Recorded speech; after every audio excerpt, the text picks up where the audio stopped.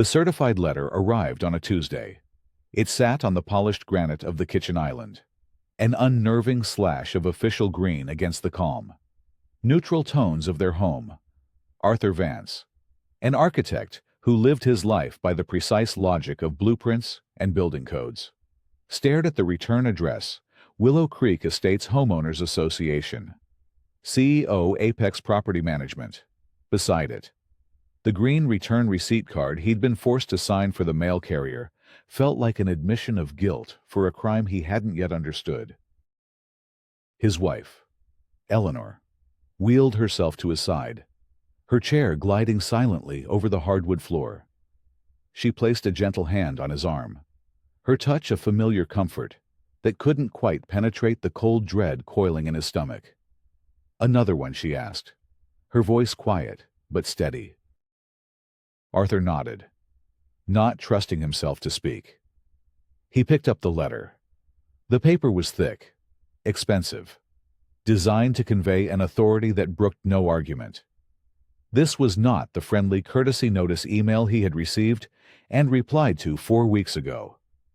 This was not even the first formal violation notice that had arrived 2 weeks prior, the one that had prompted him to request a hearing. This was something new. He slid a finger under the flap and unfolded the single sheet of paper. The language was cold, brutally formal, a collection of boilerplate phrases and section citations. RE Violation Number 2, CC&R, Ver 7.1.5, Unapproved Mailbox Adornment Property, 124 Chestnut Lane. Dear Mr. Vance, this letter serves as a formal notice of a second violation observed at the above-referenced property on October 24th, an unapproved modification, specifically a non-standard colored flag on the mailbox, has been noted by the Architectural Review Committee ARC. Arthur's breath hitched. The mailbox flag. It was a small, bright yellow flag he'd installed, so Eleanor could more easily see from the window if the mail had arrived. It was a triviality, a speck of dust in the grand design of their lives. Yet here it was, documented and cited like a federal offense. The letter went on, detailing the same 14-day compliance period, the same option to appeal, the same threat of escalating fines. But he knew what it really was. It was harassment. It was a shot across the bow, a clear message from the board president, Carol Peterson, timed to arrive just days before his hearing for the first, more significant violation their garden. Eleanor read the letter over his shoulder. She let out a soft, weary sigh. "She's trying to wear you down, Arthur." He looked past her, through the large picture window that overlooked their backyard. There, bathed in the soft afternoon light, was the source of all this trouble. It wasn't a structure of concrete and steel, but of cedar and soil. 6 raised garden beds, each 4 feet by 8 feet, arranged in a neat, symmetrical pattern. They were filled with dark, rich earth from which the green shoots of lettuce, herbs, and determinate tomatoes were just beginning to emerge. He had built them for Eleanor. He had designed them to be exactly 28 inches high, the perfect height for her to access from her wheelchair, allowing her to tend the plants without straining her back. The garden was her therapy. After the accident, a multi-car pileup on the interstate that had stolen the use of her legs, Eleanor had retreated into a shell of quiet grief. The garden was the first thing in a year that had brought a spark back to her eyes. It was a place of growth and renewal, a tangible project that allowed her to nurture life when she felt her own had been irrevocably broken. It was, Arthur believed, the most beautiful and functional thing he had ever designed. And Carol Peterson, president of the Willow Creek Estates HOA, wanted him to tear it down. The first notice had cited CC&R, Fairer 8.4.2 Architectural Harmony, and claimed the garden beds constituted an unapproved structure that was obstructing a designated view corridor.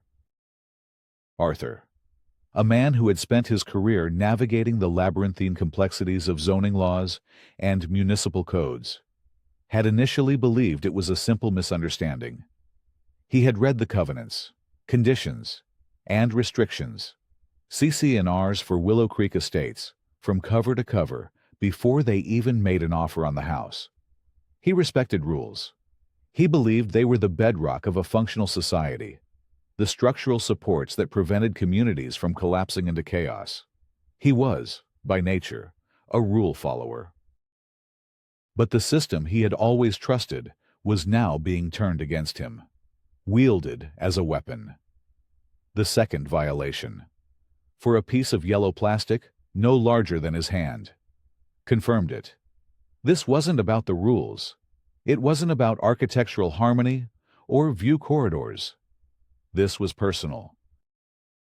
He folded the letter with surgical precision, creasing it sharply along its original folds. "She's not going to wear me down. L," he said, his voice low and firm. "She's made a mistake. She thinks I'm a man who will back down from a fight." He looked from the letter to his wife's hopeful face, and then to the garden, their small sanctuary of peace. "I am. But this isn't a fight. It's a matter of structural integrity, and her case doesn't have a foundation." The story had begun 5 weeks earlier, with the cheerful buzz of his cordless drill and the clean, resinous scent of fresh-cut cedar. Arthur had spent a weekend assembling the raised beds on a patch of their backyard that received the best sun.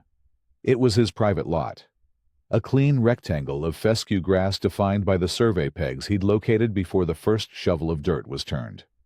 He and Eleanor had worked together, she consulting planting guides and sketching layouts in a notebook while he measured, cut, and assembled.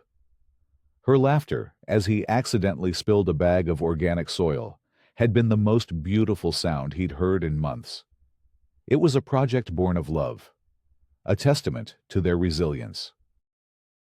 They lived in a pleasant corner of Willow Creek Estates, a sprawling development of well-maintained homes, manicured lawns, and winding streets named after harmless trees. Presiding over this suburban idyll was Carol Peterson. Arthur didn't know her well, but he knew her by reputation. She was a woman who moved with an air of absolute certainty, her silver hair styled in a helmet of perfection, her presence at community events radiating an almost regal authority. She had been board president for 6 years, re-elected unopposed each time. Her newsletters, included with the quarterly dues statements, were filled with stern reminders about trash can placement, holiday decoration timelines, and the unforgivable sin of parking on the street overnight. She was the self-appointed guardian of Willow Creek's property values, a monarch ruling over a kingdom of beige siding and pristine flower beds. The first sign of trouble came not as a decree from the Queen, but as a blandly polite email from her functionary, a man named Mr. Davison at Apex Property Management. Subject courtesy notice. Architectural review. 124 Chestnut Lane. Dear Mr. Vance, it has come to the attention of the HOA that a new structure has been erected in your backyard, per the community's governing documents. All exterior modifications and structures require prior approval from the Architectural Review Committee ARC. Please submit an application detailing the project at your earliest convenience. Thank you for your cooperation in keeping Willow Creek a beautiful community for everyone. Arthur had read the email with a patient, slightly weary sigh. A bureaucratic hoop to jump through. Annoying, but manageable. He believed in clear communication and resolving issues through proper channels. He composed a reply that was, he felt, a model of respectful clarity. Dear Mr. Davison, thank you for your email. I believe there may be a misunderstanding. The items in my yard are 6 movable, raised bed garden planters. They are not permanent structures. They are not affixed to the ground with concrete footings or any other permanent method. They sit on top of the grass on my private lot and are functionally equivalent to large pots or container gardens. Furthermore, our property is not adjacent to any common areas where a view might be a consideration. For clarity, I have attached a photo of the garden beds. I trust this resolves the matter. Best regards, Arthur Vance. He attached a photograph he'd taken that morning, showing the neat cedar boxes arranged on the lawn, with the back of his own house as the backdrop. It was an open and shut case, a simple clarification. He filed the email away and thought no more of it. The reply came 2 days later. It was a single, chillingly impersonal sentence. Mr. Vance, the board's position is noted in the initial notice. Please confirm your intent to comply by submitting an application or request a hearing within the time frame specified in the formal violation notice, which will be sent via mail. That was the inciting incident. That was the moment Arthur realized this was not a misunderstanding. The curt dismissal, the refusal to engage with his logical points, the immediate escalation to a formal process, it was a deliberate act of stonewalling. This wasn't a conversation. It was a command. His belief in the system wavered. A gear had slipped somewhere. The machine of rules and procedures, which he had always seen as a tool for creating order, was being used to create distress. The formal violation notice arrived via certified mail a week later. As promised, it cited FAR 8.4.2, a vaguely worded clause about maintaining architectural harmony and aesthetic consistency. More pointedly, it introduced a new concept the garden, it claimed, was impinging upon a designated view corridor easement. The notice gave him 14 days to either remove the garden beds or to formally request a hearing before the board of directors. A view corridor. Arthur pulled out the thick binder containing all their closing documents. He unfurled the plot plan included in the sales packet, a glossy, simplified map of the community, showing the layout of lots and streets. His property, 124 Chestnut Lane, was clearly delineated. It backed up to another private lot, 126 Chestnut Lane. There were no common areas, no parks, no picturesque lakes behind his house. There was only the Hendersons' meticulously maintained lawn. What view was he supposedly blocking, and for whom? He spent the next hour poring over the CC&Rs. The document was a dense forest of legalese, but Arthur navigated it with an architect's eye for detail. He found FAR 8.4.2, the Architectural Harmony Clause. It was as subjective and open to interpretation as he'd remembered. He then searched for the term view corridor. It appeared only once, in a subclause mentioning that the ARC had the authority to regulate structures within any easements recorded on the official plat map. The plat map, the sales brochure map, was just a marketing tool. The official map, the one filed with the county recorder's office, was the legally binding document. But surely, if such a significant easement existed on his property, it would have been disclosed during the sale. He found no mention of it in his title report. His next step was a phone call to Mr. Davison at Apex Property Management. He was determined to remain polite and professional. Mr. Davison, he began, after navigating the automated phone tree. Arthur Vance here, from 124 Chestnut Lane. I've received the violation notice regarding my garden beds. To help me understand the issue, could you please provide me with a copy of the survey or plat map that delineates this view corridor on my property? There was a pause on the other end of the line, filled with the soft clicking of a keyboard. Mr. Vance.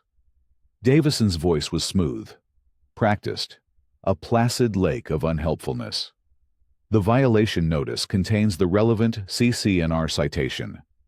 The board has determined that the placement of the unapproved structure violates that section. I understand that's the board's position, Arthur said, keeping his tone even. But the notice references an easement. To comply, I need to know where that easement is. I'm simply requesting the documentation you're using to make this determination. The community's governing documents are the basis for the determination, Davison replied, his voice unchanging. And the plat map is one of those governing documents. Arthur pressed. Could you please email me the specific map that shows the view corridor? Another pause. Sir, the Architectural Committee's internal records are not typically distributed to homeowners. The violation notice provides all the necessary information for you to achieve compliance. Arthur felt a cold knot of frustration tighten in his chest. It was a perfect circle of bureaucratic obstruction. They were citing a rule based on a document they refused to produce. They weren't just stonewalling him. They were hiding the ball. So you're telling me, Arthur said, his voice dropping slightly, that the HOA is ordering me to remove private property based on a secret map. Sir, if you disagree with the committee's finding, your recourse is to request a hearing, as outlined in the notice, Davison said, his tone suggesting the conversation was over. Have a nice day. The line went dead. Arthur sat in his study, the silence of the room pressing in on him. He was being railroaded. He looked at the framed photos on his desk, one of him and Eleanor on their wedding day. Another of them at the Grand Canyon. Her arms wrapped around his waist. He had always been her protector, the one who built a safe, orderly world for them. Now, that world was being threatened, not by some random act of chaos, but by the very system he was meant to trust. And the fight was no longer about a few cedar boxes. It was about defending his home, his wife's peace of mind, and the simple principle of fairness. He was an architect, a builder. It was time to start drawing up a new set of plans, a blueprint for his defense. His first move was to walk next door. George Henderson was a retired land surveyor who had lived in Willow Creek since the first foundations were poured. He was a man of gruff exteriors and unwavering principles, who spent most of his days tending an immaculate rose garden and complaining about the declining quality of modern construction. Arthur found him pruning a particularly vibrant Queen Elizabeth rosebush. He explained the situation, outlining the violation, the mysterious view corridor, and his frustrating call with the management company. George straightened up, wiping his brow with the back of a dirt-caked glove. He let out a short, derisive scoff. View corridor balderdash. The only view you're blocking is the back of my house from the back of your house. And trust me, son, my siding isn't that interesting. He squinted at Arthur. They won't give you the map. Of course they won't. Because it doesn't exist. You're sure? I surveyed half this development back in the 90s, George said, gesturing with his pruning shears. The map on your sales brochure isn't the law, the one filed with the county recorder, the official subdivision plat map. That's the Bible. It shows every lot, every boundary line, every utility easement, every drainage way. If there was a view corridor easement slapped across your property, it would be on that map, and you would have had to sign a disclosure acknowledging it at closing. A path forward began to form in Arthur's mind. The county recorder's office, he said. Exactly. George nodded. Get a certified copy. It's a public record. They can't hide that from you. Bring that to your hearing. If the easement ain't on there, their whole case collapses like a house of cards. He paused, a thoughtful look on his face. Carol Peterson. Hey, she's gotten awfully high and mighty these last few years. Used to be about keeping the place neat. Now, it's something else. The next day, Arthur drove to the county administration building, a monolithic concrete structure that smelled of old paper and bureaucratic inertia. In the recorder of deeds office, he filed a request and paid a nominal fee. A clerk disappeared into a cavernous back room and returned 20 minutes later with a large, rolled-up document tied with a ribbon.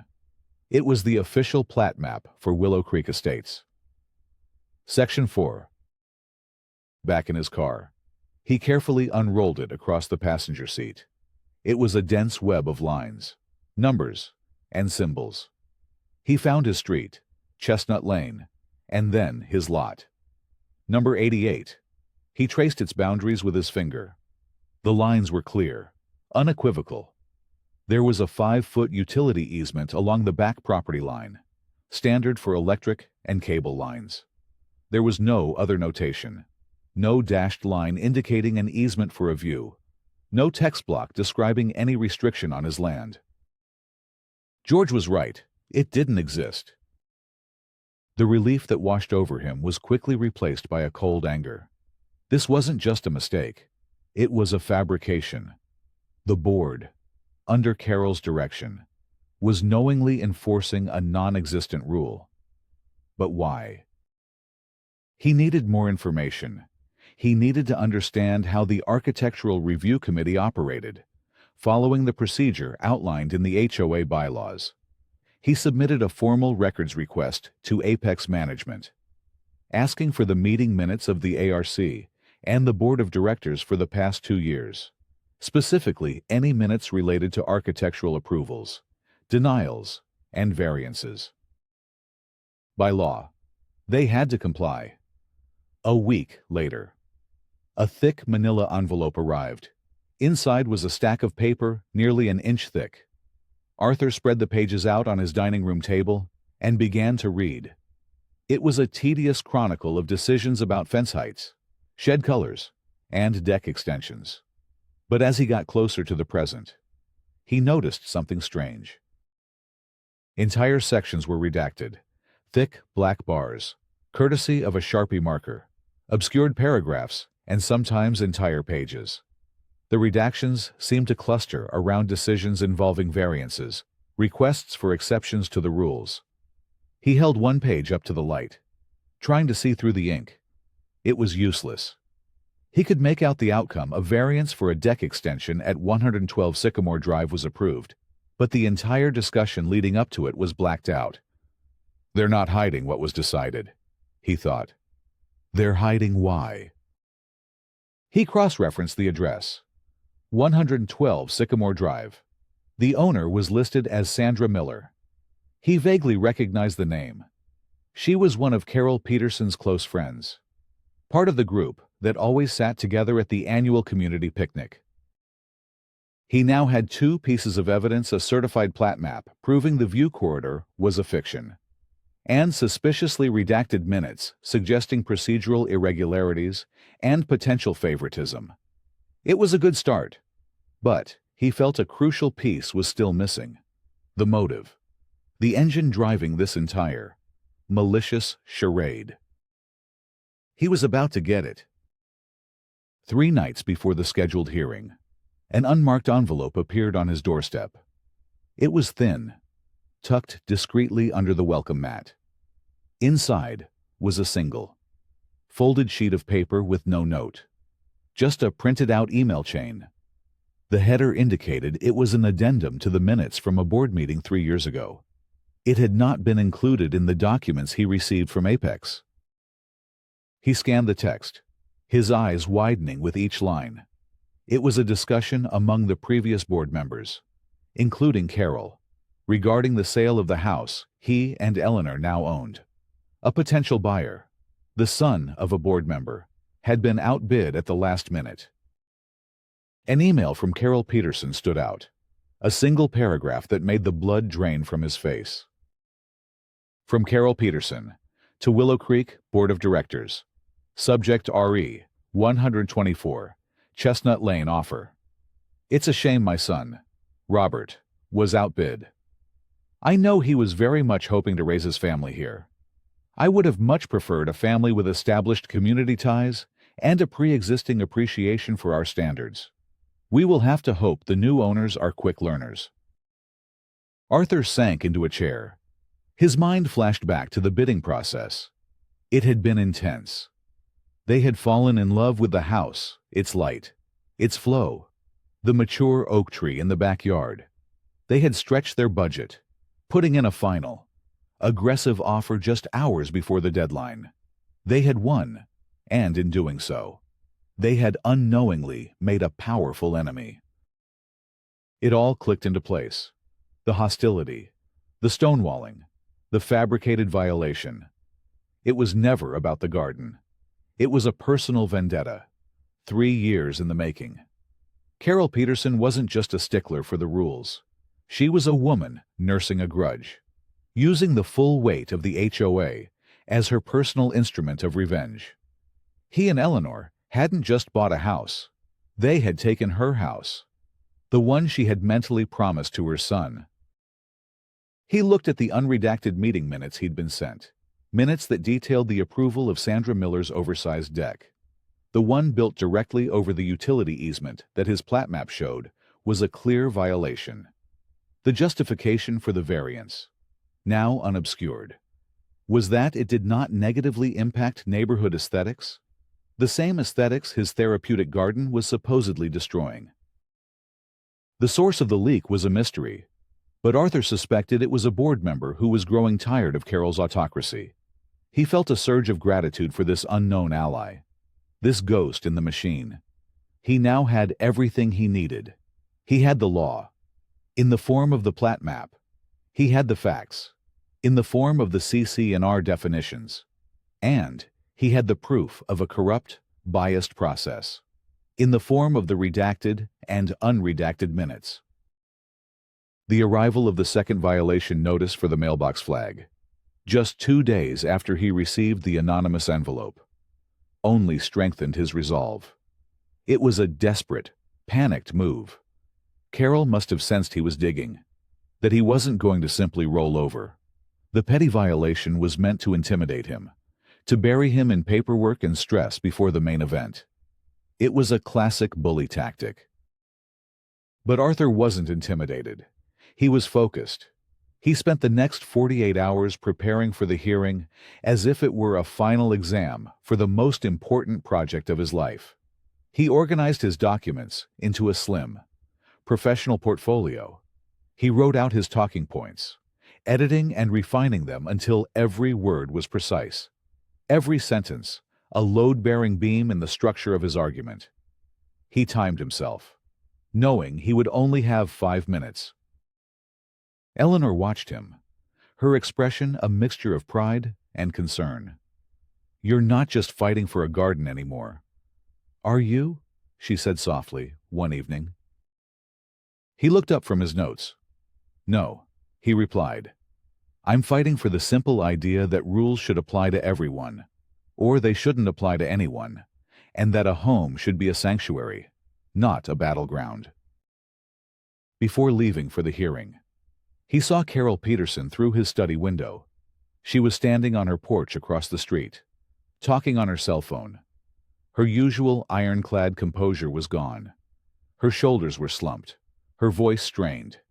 He could see her gesturing, a flicker of what looked like desperation in her movements. For a brief, disorienting moment, he didn't see the tyrannical HOA president. He saw a mother, worried and frayed, likely dealing with the very son over whom this entire conflict had started. It didn't excuse her actions, but it was a fleeting glimpse of the flawed human being beneath the armor of authority. It reminded him that his goal wasn't to destroy her, but to dismantle the unjust system she had built. The hearing was held in the Willow Creek Community Clubhouse, a sterile, multi-purpose room with beige walls, fluorescent lighting, and the faint smell of disinfectant. 20 or so homeowners were scattered among the folding chairs, their expressions ranging from bored to curious. At the front of the room, behind a long folding table, sat the 5-member board of directors. Carol Peterson was in the center, flanked by 2 loyalists and 2 other members who looked vaguely uncomfortable. One of them, a younger woman named Maria Flores, gave Arthur a brief, almost imperceptible nod as he entered. He suspected he had found his anonymous ally. Mr. Davison from Apex Management sat at the end of the table, his laptop open, his face a mask of professional neutrality. A large digital clock was projected onto the wall behind the board. It currently read 7:15 p.m. Next on the agenda, Carol announced, her voice crisp and authoritative, is the hearing for the violation at 124 Chestnut Lane. Mr. Vance, you have requested to address the board. You have 5 minutes to speak. Your time starts now. The clock on the wall began to count down 5 arrow, 4:59, 4:58. Arthur walked to the small lectern facing the board. He felt a tight, cold pressure in his chest, the same feeling he got when a critical blueprint measurement was off by a fraction of an inch. But his hands were steady as he opened his portfolio. He had rehearsed this. He was ready. Good evening, members of the board, fellow homeowners, he began, his voice calm and clear. My name is Arthur Vance, from 124 Chestnut Lane. I am here to address 2 violations filed against my property, the first concerning garden beds in my yard, and the second concerning the flag on my mailbox. He paused, letting his eyes sweep across the board, meeting each member's gaze before finally resting on Carol. Let's begin with the primary violation. The notice cites CC&R Section 8.4.2 for architectural harmony, and claims my garden beds impinge upon a view corridor easement. To address this, I'd like to present my first piece of evidence. He reached into his portfolio and pulled out the large, rolled-up document. He walked to the table and unrolled it. The crisp crackle of the heavy paper filled the silent room. This, he said, his voice resonating with quiet authority, is a certified copy of the official subdivision plat map for Willow Creek Estates. Section 4, obtained from the county recorder's office. It is the legally binding document that defines all property lines and easements in our neighborhood. He pointed with his pen. As you can see, Lot 88. My property has one recorded easement, a 5-foot utility easement at the rear of the lot. My garden beds are not located within it. There is no mention, no notation, and no delineation of any view corridor on this official map. The basis for this violation, therefore, does not appear to exist in any legally recognized form. A murmur rippled through the audience.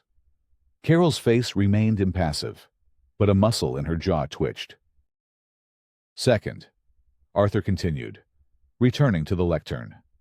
The violation claims the garden beds are an unapproved structure. I would like to direct the board to our own HOA bylaws. Article 12, Definitions. He held up a printed page, highlighted in yellow.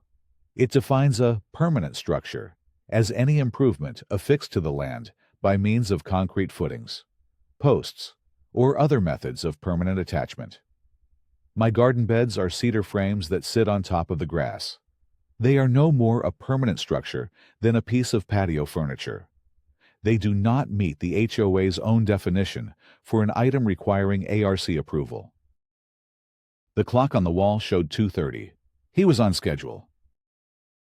This brings me to the core of the issue: the arbitrary enforcement of vague rules like architectural harmony. The board has broad discretion in this area, and I was curious how that discretion has been applied in the past. He placed another document on the overhead projector. It was the page from the ARC minutes he'd received from Apex, the one with the heavy black redactions concerning the deck at 112 Sycamore Drive. This is a copy of the minutes I received following a records request.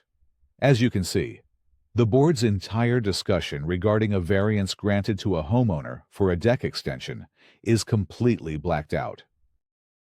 He then placed a second, identical page next to it. This one without the redactions. And this is a copy of the same page, unredacted. It shows the board approved a deck for Ms. Sandra Miller that was built over a utility easement, a clear violation. The justification was that it did not negatively impact neighborhood aesthetics. So, a permanent structure built on a legal easement was approved, while my non-permanent garden, which is not on any easement, is cited for removal. This suggests a pattern of selective enforcement, where the rules are applied differently to different homeowners. The whispers in the room grew louder. Two of the board members were now pointedly avoiding eye contact with Carol. Mr. Davison began typing furiously on his laptop. Carol's voice cut through the noise, sharp as broken glass. "Mr. Vance, your 5 minutes are nearly up. Are you alleging misconduct on the part of this board?" "I am presenting facts and asking for a fair application of the rules," Arthur replied calmly. Carol leaned forward, a predatory glint in her eye. "Speaking of rules, Mr. Vance, it's come to my attention that your expert neighbor, Mr. Henderson, who I see in the audience tonight, has had an unapproved satellite dish on his roof for years. A clear violation of Section 9.3. Are you suggesting we begin to enforce all the rules, with no exceptions?" The room fell silent. It was a blatant threat, a piece of public blackmail. She was threatening to punish his friend for helping him. Arthur felt a surge of white-hot anger, but he suppressed it. He paused, looked directly at George, who gave him a slight, defiant nod. Then he turned back to the board. "My presentation is about the pattern of enforcement related to the 2 violations filed against my property in the last 30 days, he said, his voice steady and measured. "I am here to address that pattern. I trust the board will apply the rules fairly and consistently to all residents, including myself and my neighbors. Moving forward." He had refused her bait. He had taken the high ground, defending the principle of fairness without being drawn into her dirty fight. He had won. The clock on the wall beeped softly, indicating his time was up. The room was utterly still. The board members stared, stunned into silence. Carol Peterson sat rigid, her face a mask of cold fury. The carefully constructed world of her authority had been dismantled, piece by piece, with facts, logic, and public record. Mr. Davison was the first to break the silence. He cleared his throat, adjusting his tie. "Given the documentation presented by Mr. Vance," he said, carefully choosing his words, "I would recommend the board table the decision on these violations pending a full review of the plat map and the relevant architectural guidelines." It was the corporate equivalent of a full-scale retreat. Before Carol could respond, Maria Flores, the young board member, spoke up. "Point of order. Madam President." Her voice was nervous but clear. "I believe a simple review is insufficient. I move to dismiss both violations against 124 Chestnut Lane, with prejudice." One of the other wavering board members seconded the motion immediately. "Furthermore," Maria continued, growing bolder, "in light of the evidence presented regarding inconsistent application of the rules, I also move that we form an independent ad hoc committee, comprised of non-board member homeowners, to conduct a full audit of all ARC decisions and variances granted over the past 2 years. The motion was seconded before she had even finished her sentence. The audience erupted in a low buzz of conversation. The power in the room had shifted, decisively and irreversibly. Carol stared at Maria, her expression one of pure betrayal. But she was cornered. A vote was called. Both motions passed, 3-2. Her 2 loyalists voted with her. But the center had broken. Her reign was over. The aftermath was quiet but swift. The violations against Arthur were formally dismissed the next day in a letter from Apex Management that was almost comically apologetic. The audit committee was formed, with George Henderson volunteering to co-chair it. Carol Peterson retained her title as president, but her power was gone. her authority hollowed out. The board meetings became exercises in transparency, her every decision scrutinized by the new committee and a newly emboldened community of homeowners. A week later, Arthur and Eleanor were in their garden. The late afternoon sun cast long shadows across the lawn. Eleanor, her hands protected by gardening gloves, was carefully snipping basil leaves, their pungent, sweet scent filling the air. Arthur was weeding a bed of young spinach, the soil cool and damp beneath his fingers. A sense of profound peace had settled over their home, the kind of peace that comes only after a storm has passed. George Henderson ambled over to their fence. "Vance," he said, a rare grin on his face. "Just wanted to say, that was a hell of a show you put on. Never seen Carol Peterson speechless before. It was a thing of beauty." "I couldn't have done it without you." "George," Arthur said, standing up and brushing the dirt from his knees. "Thank you." "Nonsense." George grunted, though he looked pleased. "You did the work. You just needed someone to point you to the right toolbox." He nodded toward the garden. "Looks like your crop is coming in nicely." "It is," Eleanor said, her smile radiant. "It really is." Later that evening, as Arthur was cleaning up in his study, an email notification popped up on his screen. It was from Maria Flores. Subject: Thank you. Arthur, I can't say this publicly, but I wanted to thank you for what you did. You didn't just save your garden. You showed everyone that one person, armed with facts and a belief in doing things the right way, can make a difference. You've woken something up in this community. I'm writing to let you know that, inspired by your example, 3 other homeowners have already declared their intention to run for the board in the next election. I don't think Carol will be running unopposed this time. Things are changing here. For the better. Thank you. Maria. Arthur read the email twice. He looked out the window at the silhouette of his home, at the lights of his neighbors' houses glowing in the twilight. He had started this fight to protect a small patch of earth for his wife, but in defending his small corner of the world, he had inadvertently helped to restore the foundation of the entire community. The rules hadn't failed. The people enforcing them had. And now, that was being corrected. He closed his laptop and went to join Eleanor on the patio. The air was cool. The sky was filled with stars, and from the 6 cedar boxes in their yard came the quiet, persistent, and undeniable scent of new growth.